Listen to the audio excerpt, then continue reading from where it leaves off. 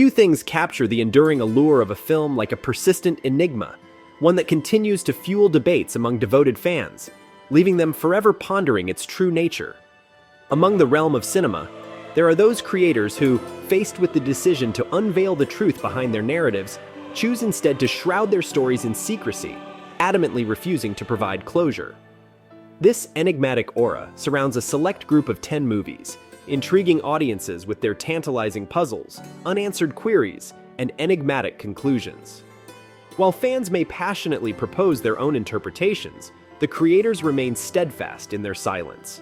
Though this lack of resolution may frustrate some, it's essential to appreciate the filmmakers' desire to preserve the allure of these mysteries, which has allowed their films to endure far beyond their initial release.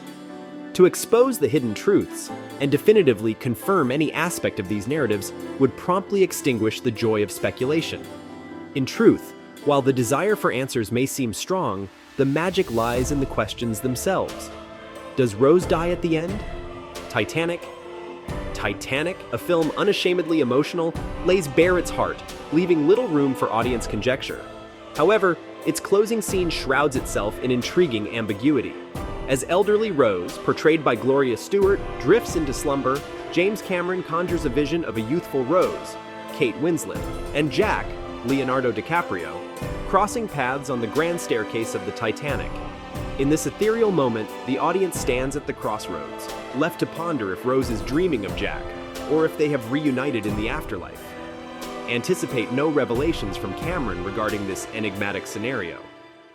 In the commentary for Titanic, he unequivocally dismissed the notion of offering any clarifications.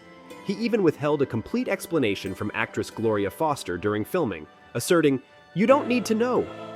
The mystery remains a cherished secret. Were the film's events real or not? Total Recall. The concluding moments of Total Recall have sparked fervent discussions among fans, a puzzle that persists.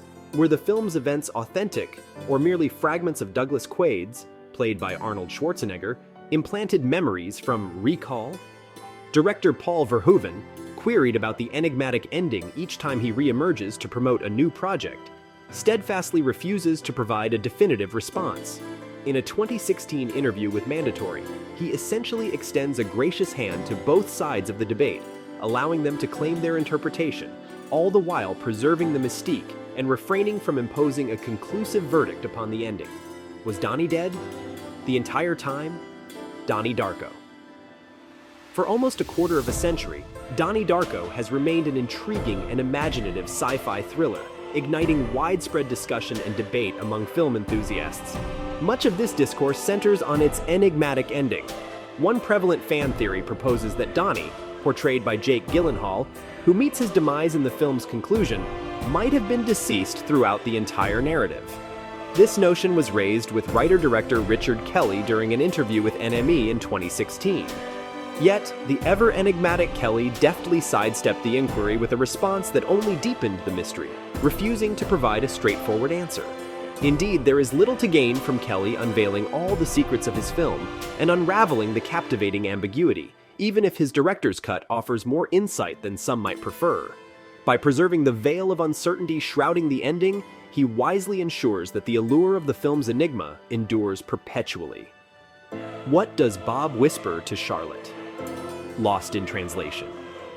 Sofia Coppola's Lost in Translation culminates in the memorable moment when the fading movie star Bob, played by Bill Murray, imparts some parting words to college grad Charlotte, portrayed by Scarlett Johansson. These words, crucial to the scene's emotion, remain a secret to the audience. Despite attempts by devoted fans to decipher Bob's message, the most widely embraced interpretation, "I have to be leaving, but I won't let that come between us, okay?" has never received definitive confirmation. Sofia Coppola, the mastermind behind the film, is unlikely to shed light on this enigma. During a 2020 interview for BBC's Life Cinematic series, she shared that she initially considered providing an audible line for the scene, but ultimately chose to leave it silent, allowing the connection to exist solely between Bob and Charlotte, with the audience free to shape their interpretation. Considering that Bob's final words remain the most discussed aspect of the movie, Coppola's decision appears wise, preserving the intrigue and leaving fans to ponder their own conclusions. Who is infected at the end? The Thing. In the realm of science fiction horror, John Carpenter's masterpiece. The Thing concludes with an ending that has sparked endless discussion and speculation in the annals of cinema history. As the Antarctic Research Station crumbles in flames, MacReady, portrayed by Kurt Russell, and Childs, played by Keith David, face an icy demise, their fates intertwined with an enigmatic twist, neither certain whether the insidious thing has infected them. Among the theories that have swirled around this cinematic enigma, cinematographer Dean Cundey suggested a telling eye gleam that identifies those under the thing's influence. He argued that since Childs displays this telltale gleam in the final scene, he must be the alien entity. However, in a recent candid interview with comicbook.com, the irreverent Carpenter dismissed Cundey's theory, bluntly declaring him full of it. Carpenter, the maestro behind the film, asserted that he alone holds the definitive answer to the conundrum. When pressed to reveal the truth, Carpenter refused, claiming he cannot tell. Evidently, he prefers to preserve the iconic ending's ambiguity, allowing it to remain an eternal puzzle. Who could blame him? Is Cobb dreaming? Inception. Few films have left their audience in a state of such tantalizing ambiguity as Christopher Nolan's sci-fi masterpiece, Inception. The film concludes with Cobb, embodied by Leonardo DiCaprio, apparently on the brink of reuniting with his children in the United States. Yet, the lingering image of a spinning top teetering on the edge invites viewers to ponder whether what unfolds is the realm of undeniable reality or merely one of Cobb's dreams. Every time Christopher Nolan steps onto the press circuit to promote a new project, he faces a barrage of inquiries from interviewers seeking a definitive answer. However, Nolan has admirably refrained from unraveling the enigma. While Inception's star, Michael Caine, contends that Nolan disclosed to him that scenes featuring his character, including the ending, depict reality, Nolan himself has never confirmed this. Essentially, Cobb has chosen to embrace the reality presented to him, whether it aligns with traditional notions of reality or resides within the realm of dreams. Nolan has clung to this stance for well over a decade, and it's likely the extent of insight we'll ever receive from him. Why doesn't Khan remove his right-hand glove? Star Trek II: The Wrath of Khan. Star Trek II: The Wrath of Khan stands as the quintessential Star Trek experience, a cinematic gem cherished by fans for over 4 decades. Yet, amidst its brilliance, one minor enigma has persisted. The question lingers: why does the legendary villain Khan, depicted by Ricardo Montalban, steadfastly keep his right-hand glove on throughout the entire film? Khan unveils his left hand, delivering an iconic entrance, but his right hand remains shrouded in mystery until his final moments. During the Blu-ray commentary, director Nicholas Meyer provided a glimpse into his creative rationale behind this peculiar choice, but opted not to fully elucidate it. He left a sense of intrigue, confirming his reluctance to offer a definitive answer, suggesting, "It's not my role to provide answers. It's your role, as the audience, to conjure them." A tantalizing conundrum, indeed. What is Yoda's origin story? Star Wars. Undoubtedly, the greatest enigma within the expansive Star Wars universe revolves around the enigmatic Master Yoda brought to life by Frank Oz. The mysteries encircling his species, his homeworld, and the journey that led him to become one of the universe's most formidable Jedi Masters have intrigued fans for decades. Remarkably, George Lucas made a conscious choice to shroud Yoda in secrecy, a decision that has endured for over 40 years since Yoda's debut. Even after the transition of Star Wars into Disney's hands in 2012, with George Lucas no longer wielding significant creative influence, the question remains: will Yoda's origins ever be unveiled? As purists like Dave Filoni and Jon Favreau occupy prominent creative roles within the franchise, it appears that the saga's most profound secret will endure. While a Disney Plus series delving into Yoda's past might undoubtedly garner immense attention, it could also risk becoming one of the most significant creative missteps in the franchise's history. The presence of Grogu from The Mandalorian may provide some illumination on Yoda's species, but it's improbable that the species will be named or given an explicit origin story. What is lithium mode?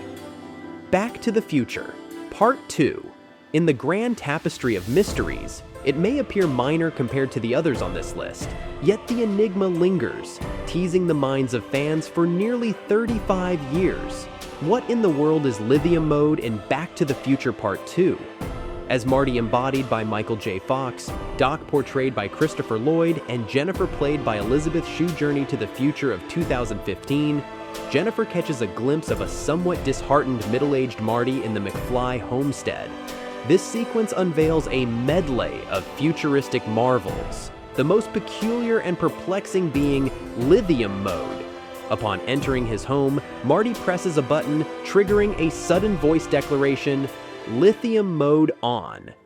He proceeds to grumble about his kids deactivating it.